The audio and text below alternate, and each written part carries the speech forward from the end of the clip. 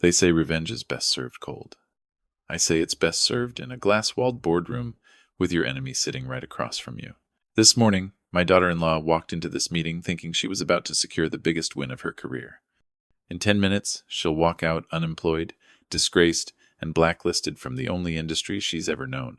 My name's Samuel. I'm a father, a grandfather, and a man who built his life from nothing but grit and long days. I never thought I'd have to destroy someone my son loves. But when someone tries to erase you from your own family, when they keep you from holding your first grandchild, you learn that sometimes the only way to protect what's yours is to fight back. Before you judge me, I want you to hear everything. And when you do, tell me in the comments, was I right or did I go too far? Because what you're about to hear, it isn't just a family dispute. It's a story about prejudice hidden under smiles, betrayal from blood, and the kind of arrogance that begs to be humbled. Rebecca, my son's wife, doesn't know I own a piece of the very company she works for. She doesn't know I've been watching her moves in the office just as closely as I've watched her moves at home. She doesn't know I've collected the kind of evidence that doesn't just bruise reputations, it obliterates them. And she sure as hell doesn't know that. By the time she walks out of this meeting, every door she's ever walked through in her career will be slammed shut for good. She's here, smiling that polished smile she uses to hide her disdain. She thinks she's untouchable. But the thing about thinking you're untouchable, you don't notice the moment someone like me decides to touch back. To understand why I did this, we have to go back to the day I met her.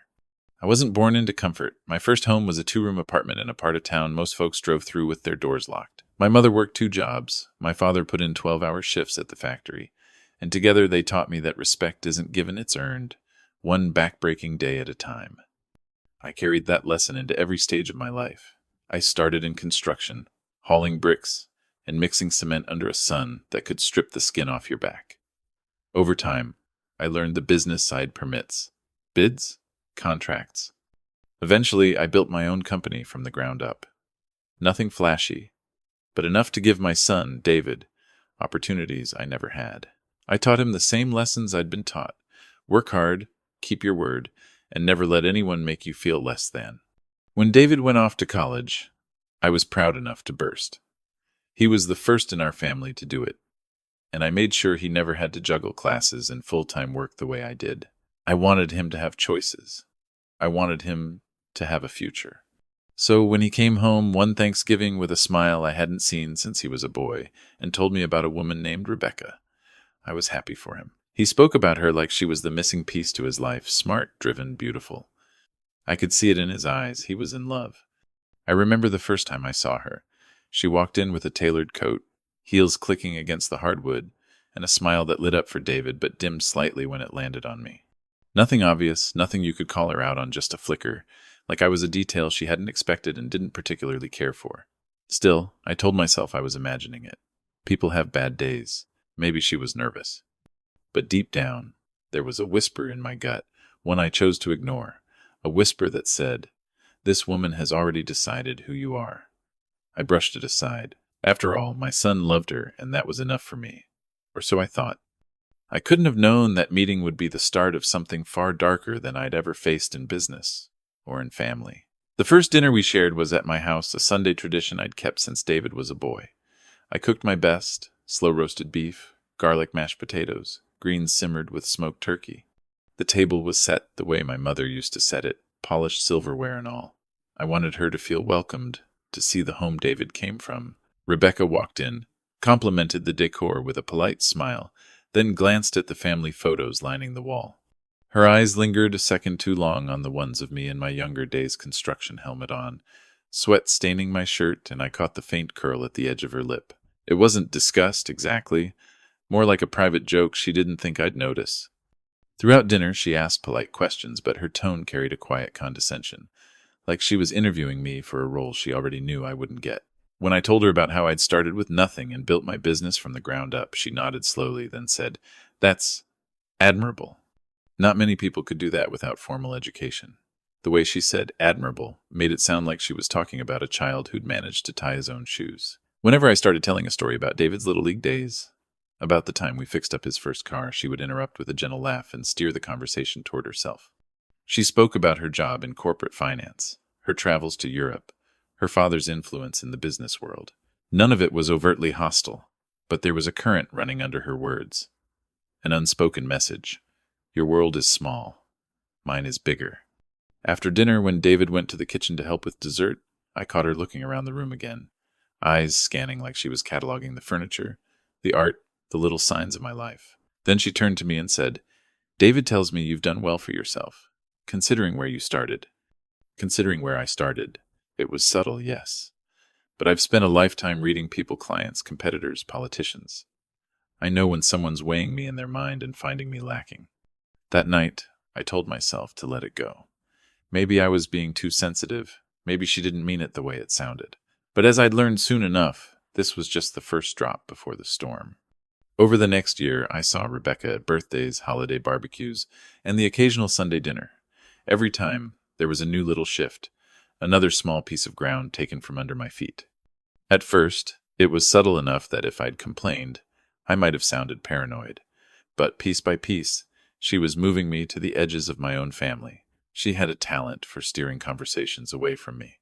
If I mentioned something about my business, she'd pivot to a topic only she could dominate: her latest trip, her father's connections, some high-profile meeting she'd attended. If I tried to join in, she'd listen with that polite half-smile, nodding as though indulging a child, then change the subject entirely. At family events, she began to forget to tell me about small gatherings. I'd hear from a cousin that David and Rebecca had hosted a dinner for some relatives from her side, and I'd smile like it didn't matter. But it did. One afternoon at a barbecue, I saw her gathering people for a group photo. I walked over, straightened my shirt, and stood at the end of the line. Just as the camera was about to click, she stepped forward with a bright smile and said, "Let's get one just with the immediate group first." The photographer nodded, and I stepped aside, assuming I'd be in the next shot. But there was no next shot. The photos that ended up on her social media later that night showed my son, her, and her family, but not me. It wasn't just what she did, it was how she did it. Always smiling, always so smooth, as if each exclusion was just an oversight.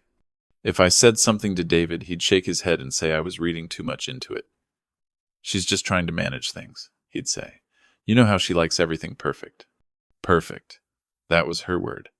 Perfect seating, perfect conversations, perfect pictures. And in her idea of perfect, I didn't fit. The thing about these small cuts is that they add up. You don't notice the first one, maybe not even the second. But by the time you realize you're bleeding, you're already weak. I didn't know it yet, but she was softening the ground for something bigger, something that would cut deeper than anything before. Christmas dinner had always been my favorite tradition. A big table, the smell of roasted turkey and cinnamon, laughter echoing through the house. That year, David and Rebecca insisted on hosting. I thought it might be a good sign, maybe a step toward bridging whatever gap had been growing between us. I arrived early, carrying a bottle of wine I'd saved for a special occasion. Rebecca greeted me at the door with that flawless smile, thanked me politely, and disappeared into the kitchen. At first, things went smoothly enough. Her family was there, well-dressed, well-spoken, all of them exuding the kind of polished confidence that comes from generations of money.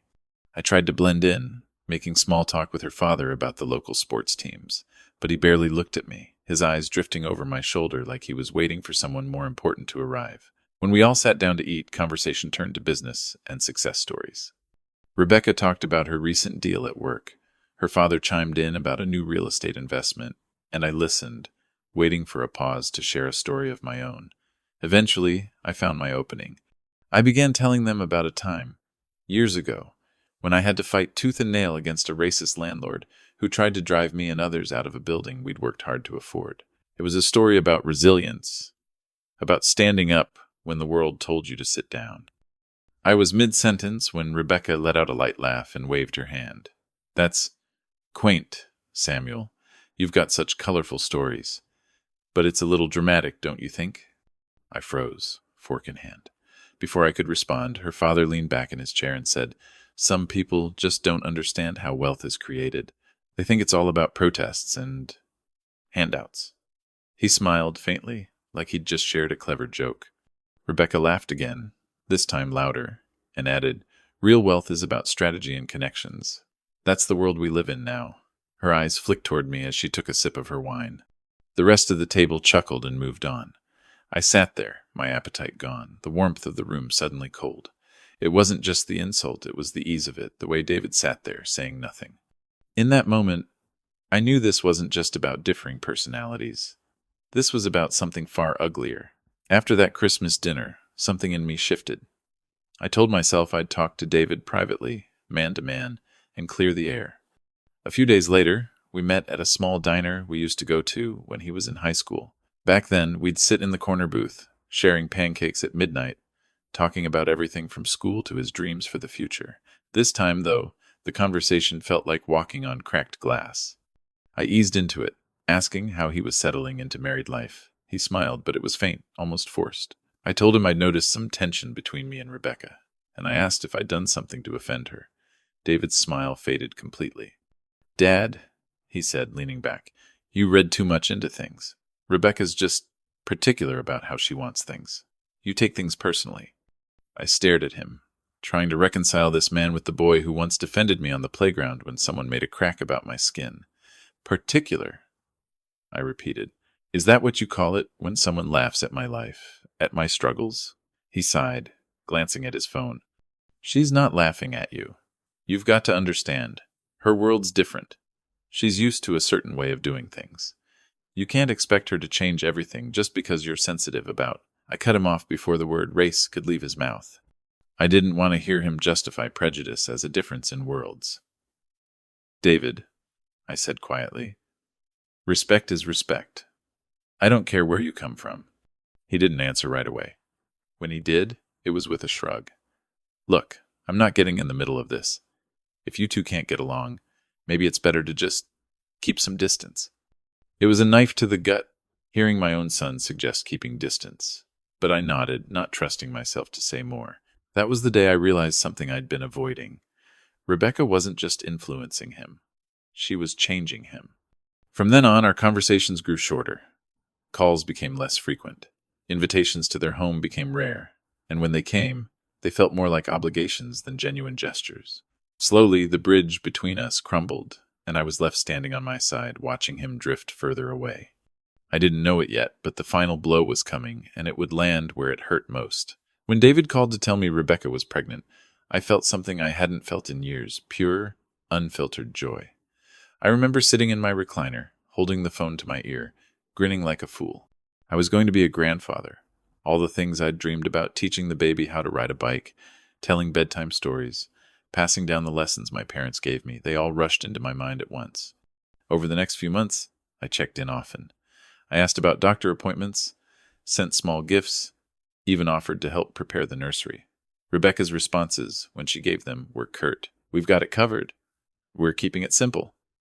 Sometimes she didn't respond at all. David's replies weren't much better, always vague, always busy. Still, I told myself the baby would change things. A new life could bring people closer. When Rebecca's due date came, I kept my phone charged and close at all times. Every buzz made my heart race, but the call never came. Days passed. Then one morning, a cousin called to congratulate me. I was confused at first. Congratulate me for what? "The baby," she said. "Didn't you see the pictures?" Pictures. That's how I found out my grandchild had been born, through photos posted on social media by one of Rebecca's friends. There she was in the hospital bed, smiling, holding a tiny bundle in her arms. David was next to her, beaming. I wasn't in the room. I hadn't even been told they'd gone to the hospital. I called David immediately, trying to keep my voice steady. "Why didn't you tell me? Why didn't you call?" There was a pause. And then he said, "Rebecca thinks it's better if we wait a bit before you meet the baby. She doesn't want any confusion for him." Confusion. Like my presence, my face, my skin color would somehow unsettle a newborn child. I couldn't believe what I was hearing. "David," I said, "that's my grandchild. There is no confusion about that." But he didn't back down. "We're just doing what's best for our family." And then he hung up. I sat in silence for a long time after that, the joy I'd been holding on to collapsing into something heavier. This wasn't just distance anymore. This was a wall, and it had been built, high and solid, between me and my own blood. Almost a year had passed since that phone call. I still hadn't met my grandson. I'd sent gifts, small toys, a handcrafted wooden rocking horse I'd built in my workshop, but I never saw him play with any of them. I didn't even know if they reached him. Every time I asked David about visiting, he had an excuse. Rebecca's parents are staying with us. The baby's teething and cranky. We're too busy with work. Each no felt heavier than the last. Then, one Saturday morning, I was scrolling through my phone when a photo stopped me cold. It was Rebecca's social media post balloons, streamers, a cake shaped like a cartoon lion. My grandson's first birthday. In the center of the photo, he was in Rebecca's arms, wearing a tiny crown, surrounded by smiling guests. David stood next to them, grinning. Her parents were there. Friends were there. But I wasn't. I stared at that picture for a long time, trying to process the fact that no one had even told me about the party. Not a call, not a text, not even a courtesy mention. The caption read, "Our little king turns 1 today. Surrounded by all the love in the world. All the love in the world except mine." I called David right then. My voice was sharper than I intended. "Why didn't you tell me about the party?" He sighed, like I was exhausting him. "Dad, it was just a small thing. Rebecca thought it would be better to keep it low-key." "Low-key?" I said. "There were 30 people in that picture." There was a pause. Then he lowered his voice. "Look, Rebecca just thinks it's better if the baby grows up in a certain kind of environment, without complications." Complications. That word lodged in my chest like a splinter. I knew what it meant. It meant me, my skin, my history, my very existence. I hung up without another word. My hands were trembling, but not from sadness this time. This was something else. Colder. Heavier. That night, I sat alone in my kitchen, staring at the photo again. I thought about all the little exclusions, all the dismissive comments, the erasures, the looks. I thought about the boy in that picture who might grow up never knowing the truth about his grandfather. And in that moment, I made a decision. If they wanted me out of their perfect little world, I'd give them a reason to regret it. I didn't sleep that night. I sat in my armchair, the house dark except for the dim light of a single lamp, replaying every moment that had led to this. The first polite smile that didn't reach her eyes. The Christmas dinner dismissal. The phone call after my grandson's birth. The birthday party I wasn't allowed to attend. Each memory felt like a nail in a coffin, except the coffin wasn't for me. It was for the relationship I once had with my son. Grief came first, heavy and suffocating. I thought about the baby, my grandson, growing up, hearing only one version of who I was, a version filtered through Rebecca's prejudice and David's silence. I imagined him asking one day, "Why don't we see Grandpa?" And being told, "It's complicated, complicated." Another word for erased. But somewhere in the quiet, grief began to harden into something else. I'd built my life on patience, on knowing when to speak and when to hold my tongue. I'd been underestimated before in business, in life by people who thought my skin color defined my limits. I knew how to let people think they were winning while I laid the groundwork for a move they'd never see coming. Rebecca thought she'd box me out of my own family. She thought her world was untouchable, sealed tight by her connections and her status. But I knew something she didn't. I was closer to her professional world than she could imagine. Closer than David even knew. I didn't want to confront her in the living room or over a dinner table. No shouting matches. No family interventions that would only end with more insults and excuses. I wanted precision. I wanted the kind of justice that doesn't just sting, it shatters. And so, I made my choice. I would take the skills I'd honed over decades, patience, strategy, quiet observation, and aim them directly at the woman who treated me like a stain she couldn't scrub out. But I wouldn't just push back in the way she expected. No, I'd strike in the one place she valued more than anything else. Her career. From that night on, every conversation I had, every contact I reached out to, every quiet step I took was part of the plan. I didn't know exactly how long it would take, but I knew this much. When it happened, it would be clean, it would be final, and it would be something she'd never forget. Most people in my family knew me as a man who had retired comfortably from construction, living quietly off the businesses I'd built and sold over the years. That was true, but it wasn't the whole story. What they didn't know, what I never saw the need to talk about at dinners or family gatherings, was that I'd taken the profits from my company and invested them wisely. Some in real estate, some in tech startups. And one particular investment, made almost a decade ago, had turned into something far more powerful than I'd anticipated. Rebecca worked at a well-known corporate finance firm, one that prided itself on prestige, exclusivity, and a spotless public image. What she didn't know was that I was a silent investor in the parent company that owned it, a significant enough stake that I had a seat on the board of directors. I never flaunted it. It wasn't about prestige for me. I liked being the quiet hand in the background, someone who could nudge decisions when needed, someone who knew the inner workings without having to live in the spotlight. Over the years, I'd built strong relationships with the other board members, people who respected my opinion because I never wasted their time. I didn't speak just to hear my own voice. I spoke when there was something worth saying. That kind of reputation is rare in business, and it buys you a certain level of trust. So when I thought about Rebecca, her arrogance, her cutting remarks, the way she'd worked to erase me from my own family, it occurred to me that the most effective way to deal with her wasn't through confrontation. It was through exposure. If she was as careless in her professional life as she was in her personal one, all I'd have to do was find the cracks and let the truth do the rest. It wouldn't just be about revenge. It would be about showing her that no matter how high she thought she'd climbed, she was never beyond accountability.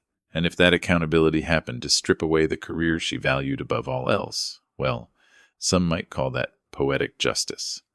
I didn't know exactly what I'd find yet, but I had the access, the influence, and the patience to find it. And when I did, I'd make sure the fall was long, public, and irreversible. I didn't storm into Rebecca's workplace, waving my authority around. That's not how you catch someone who thinks they're too smart to be caught. People like her don't trip over obvious traps. They trip over the ones they never see until it's too late. My first step was quiet observation. During board meetings, I started paying closer attention when her name came up in quarterly updates. I asked simple, seemingly harmless questions. Who's managing that new client account? Or, have we reviewed the expense reports on this project? I never mentioned Rebecca directly, just let the inquiries ripple through the chain until they reached her department. Behind the scenes, I made a few discreet calls. Old contacts in accounting, mid-level managers who'd been at the firm for years, even a couple of junior analysts who owed me favors. I didn't tell them what I was looking for, I just asked them to flag anything unusual in her department.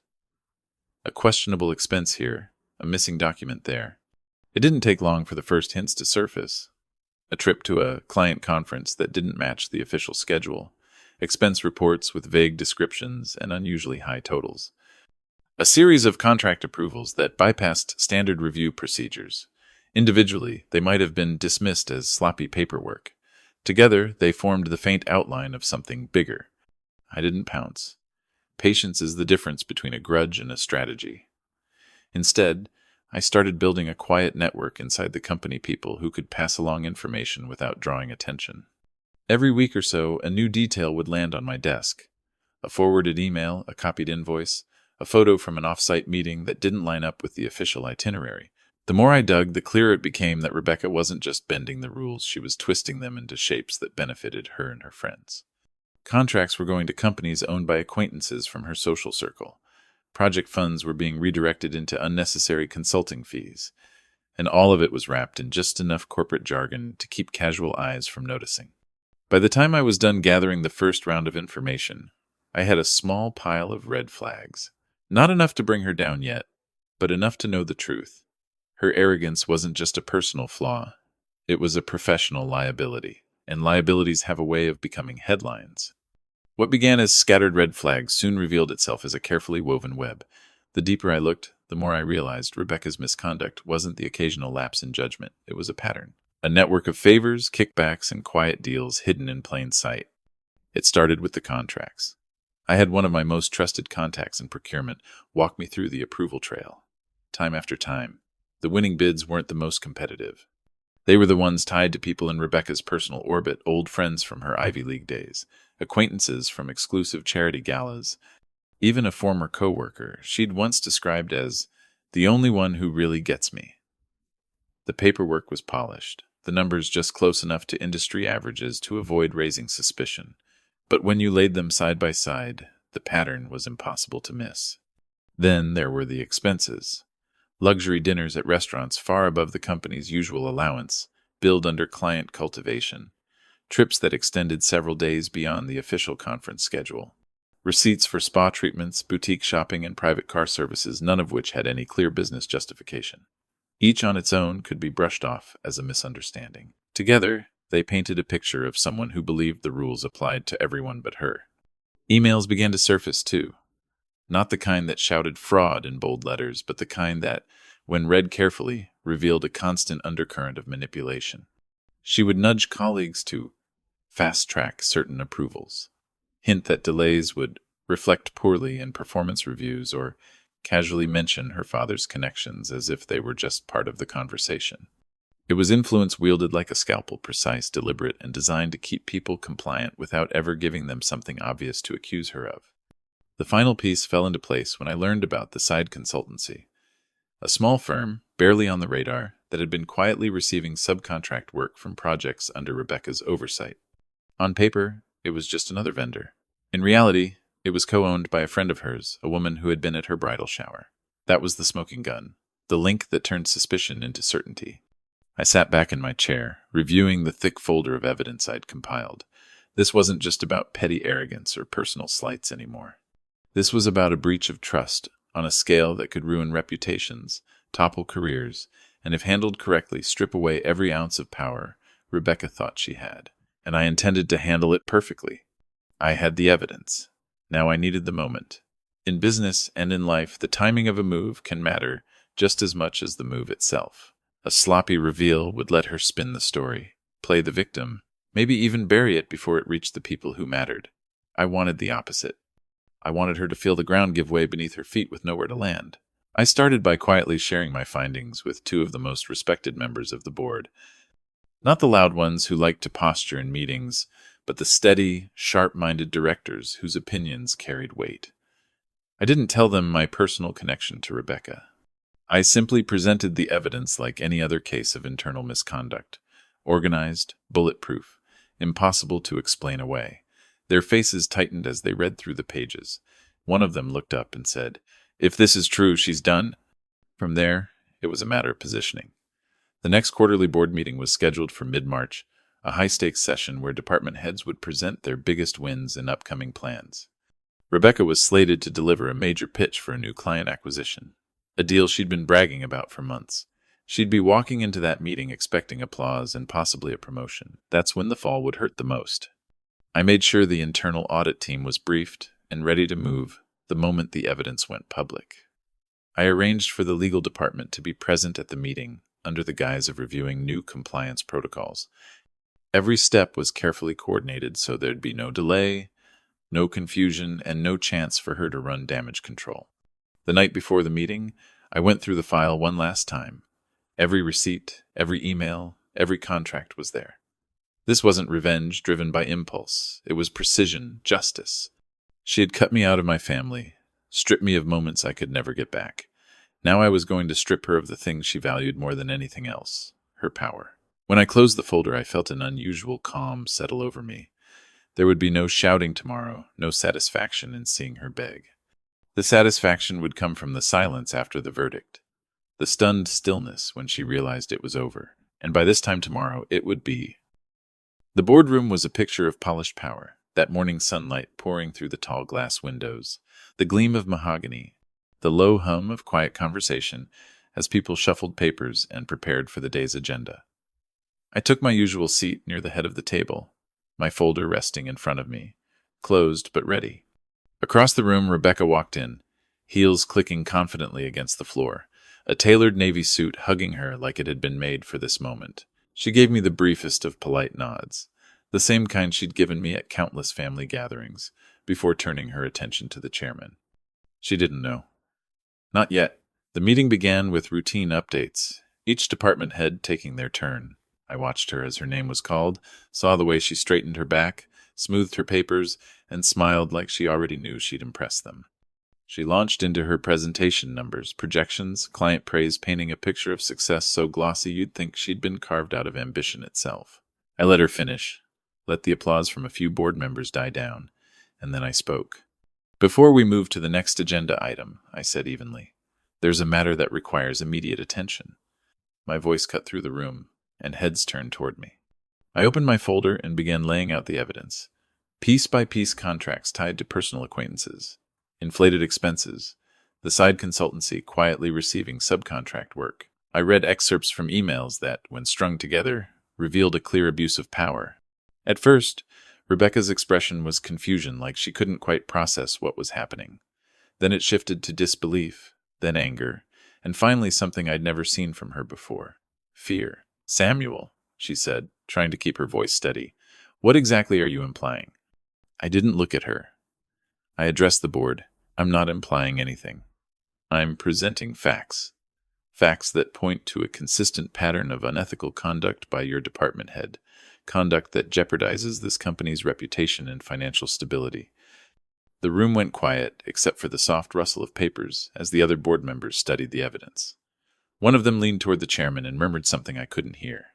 The chairman's jaw tightened. "We'll need to convene privately on this matter," he said, his tone grim. Rebecca's eyes finally met mine, and I saw at the dawning realization that her world had just shifted under her feet, and there was no way back. The board members began murmuring among themselves, flipping through the documents like they couldn't believe what they were seeing. Rebecca's presentation materials sat untouched in front of her now, forgotten. She looked from one face to another, searching for an ally, but all she found were narrowed eyes and guarded expressions. Then her gaze locked back onto me. The mask of corporate poise had slipped completely now, replaced with something raw and jagged. "You," she said, her voice tight. "You did this. You orchestrated this."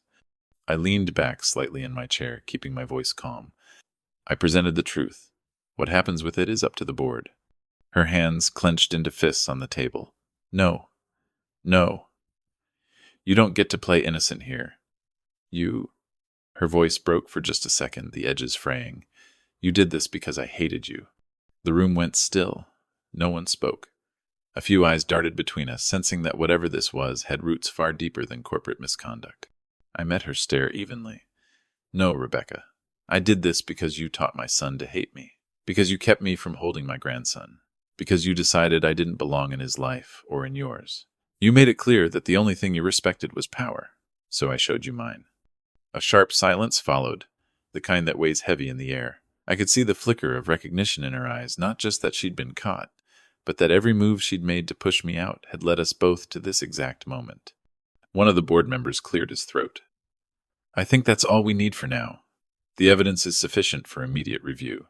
Miss Carlyle, please wait outside while we deliberate." Rebecca's face flushed deep crimson. She gathered her papers with trembling hands, then paused and leaned slightly toward me as she passed. "You've made an enemy you can't undo," she hissed under her breath. I didn't flinch. "You already were, Rebecca. You just forgot who you were dealing with." She left the room without another word, the sharp click of her heels echoing down the hall. The door closed behind her, and the boardroom settled into a heavy, deliberate silence. The kind that comes just before a verdict. It didn't take long for the verdict to come down. Within an hour, the board had reconvened, their decision unanimous. Rebecca was to be placed on immediate administrative leave, pending a full internal investigation. That's the polite corporate way of saying, "You're done, and you won't be coming back." She tried to protest, claiming the evidence was taken out of context. But the more she spoke, the more the board's expressions hardened. By the time security arrived to escort her out, her voice had lost its edge, replaced by a brittle quiet. But the walls of that boardroom weren't the only place the news traveled. The firm had to file a disclosure about the investigation for compliance reasons, and within 48 hours, it was circulating in the business press. Headlines didn't mention my name, just hers. Department head accused of ethics violations. Audit reveals pattern of misconduct at leading finance firm. Her photo, the same polished headshot she'd once been so proud of, was suddenly plastered alongside words like fraud and mismanagement. Clients began calling the company, demanding to know if their accounts were safe. A few major ones cut ties altogether, unwilling to be associated with the scandal. Inside the firm, whispers spread like wildfire. Colleagues she'd once lorded over avoided her in public, and the friends she'd brought into her little network stopped answering her calls. The final blow came from the industry itself. Finance is a small world, and reputation is its currency. Other firms saw her as a liability. No one wanted to risk their name by hiring someone with her baggage. Job offers dried up before they could even reach her inbox. Invitations to speaking engagements and networking events disappeared. The woman who had once boasted about being untouchable now found every door shut before she could even knock. I didn't gloat. I didn't post anything online or tell the story to anyone outside a very small circle. Revenge, when it's done right, doesn't need an audience. It lives in the quiet knowledge that balance has been restored. Still, I won't pretend I didn't feel a certain satisfaction when I saw her name fall from the glossy pages of business magazines to the fine print of legal notices. Rebecca had worked tirelessly to erase me from my own family. Now, she was the one erased from the career she valued, from the circles she thought she belonged to, from the world she'd built on arrogance and disdain. It was about a week after the news broke when David showed up at my door. No call, no text, just the sound of hesitant knocking in the early evening. When I opened the door, he looked like a man carrying a weight too heavy for his shoulders. His usual confident posture was gone. His eyes were shadowed, and there was a tension in his jaw I hadn't seen since he was a boy trying to confess to some childhood mistake. "Can we talk?" he asked. I stepped aside and let him in. He didn't sit right away, just stood in the middle of my living room, glancing at the photos on the wall, ones he'd been absent from for far too long. Finally, he turned to me. "You did this to her." I didn't flinch. I revealed the truth. "She did the rest herself." He shook his head, but there wasn't much conviction in it. "You could have come to me. We could have handled it differently." "Handled it differently?" I asked, my voice low. "Like how you handled keeping me from my grandson's birth, or his first birthday. Like how you stood by while your wife mocked me in my own home." He opened his mouth, then closed it. The silence stretched. "You changed, David," I continued. "And I don't blame marriage for that. I blame the person who convinced you I didn't belong in your life. I wasn't going to let her win, not in my family, and not in the world she thought she ruled." His gaze dropped to the floor. She's not the same now. She's angry. She says, you destroyed everything." "She destroyed herself," I said. "All I did was make sure people saw the truth." For a long moment he didn't speak. Then, quietly, he said, "I don't know how to fix this." I softened my tone, but I didn't step toward him. "It starts with remembering who you are, and it starts with you deciding if you want your son to know his grandfather or just the version your wife built in his head." He finally looked at me, and for the first time in years, I saw a flicker of the boy who once defended me without hesitation. He gave a short nod, then left without another word. I didn't know if he'd come back, but at least now the choice was his to make. After David left, the house was quiet again. Not the heavy, lonely kind of quiet I'd felt in the past year, but the kind that lets you breathe. I stood by the window for a while, watching the evening settle over the street, and thought about the path that had brought me here. This hadn't been a victory parade. It wasn't something to celebrate with champagne or to brag about over dinner. Revenge, real revenge, doesn't give you joy. It gives you balance. Rebecca had taken moments from me that I could never get back.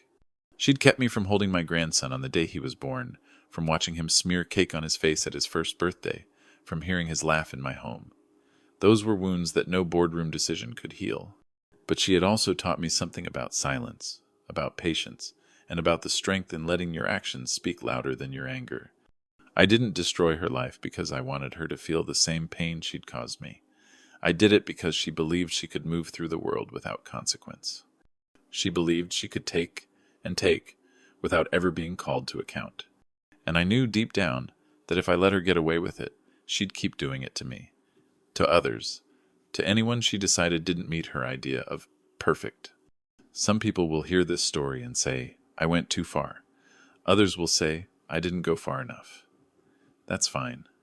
I didn't do it for approval. I did it for my dignity, for the truth, for my place in my own family. As for David, I don't know where we'll end up. Maybe he'll find his way back. Maybe he won't. But when my grandson is old enough to ask about me, I hope he hears more than just the lies. I hope he hears about the man who built himself from nothing, who stood his ground when it mattered most, and who refused to be erased. If you've listened this far, I want you to tell me something if someone tried to push you out of your own family, if they worked to erase your presence from your bloodline. Would you fight back like I did, or would you walk away? Because sometimes walking away isn't strength.